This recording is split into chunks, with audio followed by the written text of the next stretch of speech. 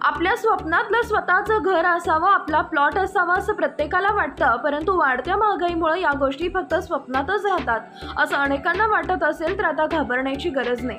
कारण Shri Samarth असोसिएशनचं service avenue घेऊन येत आहे 10 वर्षाच्या प्रदीर्घ अनुभवासह पंढरपूर शहराचा वैभवी प्रकल्प कृष्णाई स्टार अव्हेन्यू.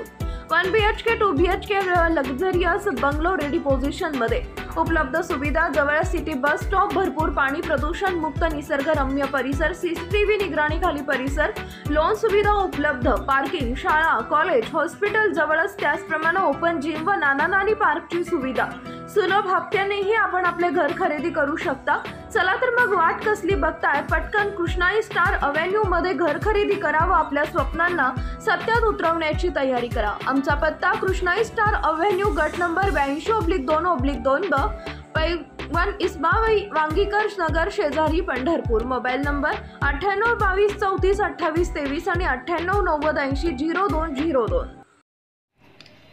लोकसभा आणि विधानसभा निवडणुकीत आमदार रणजितसिंह मोहिते पाटील यांनी भाजप विरोधात काम केल्याचा आरोप माजी आमदार राम सातपुते यांनी पक्षश्रेष्ठीकडे केली होती. त्यावर त्यांना कारणे दाखवा नोटीस बजावण्यात आली आहे. मात्र मोहिते पाटील यांच्यावर अद्याप भाजपकडून कारवाई करण्यात आलेली नाही. त्याबाबत विचारलेल्या प्रश्नावर भाजपचे प्रदेशाध्यक्ष तथा महसूल मंत्री चंद्रशेखर बावनकुळे यांनी मात्र भाष्य केले आहे. बावनकुळे यांनी दिलेल्या उत्तराने मोहिते पाटील यांचे टेन्शन मात्र वाढले.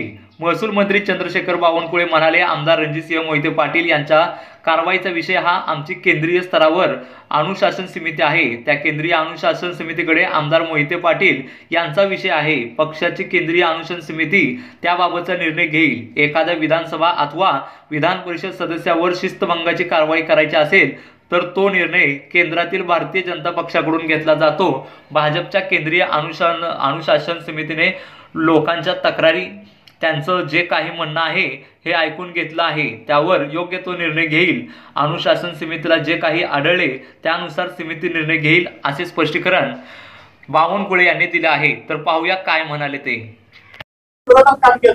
आमदार होते त्यांच्यावर वेळोवेळी फक्त कारवाई करू असं सांगणं इथले कार्यकर्ते फक्त नाराज आहेत. त्याच्याबद्दल अजून निर्णय झाला नाही.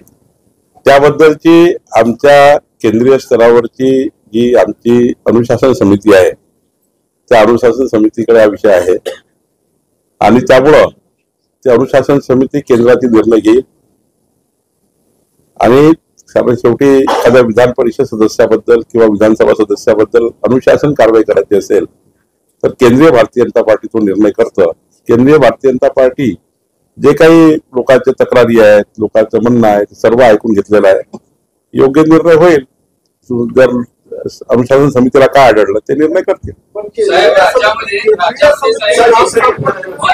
केंद्र सरकारची महत्वाकांक्षी योजना आहे प्रधानमंत्री आवास योजना.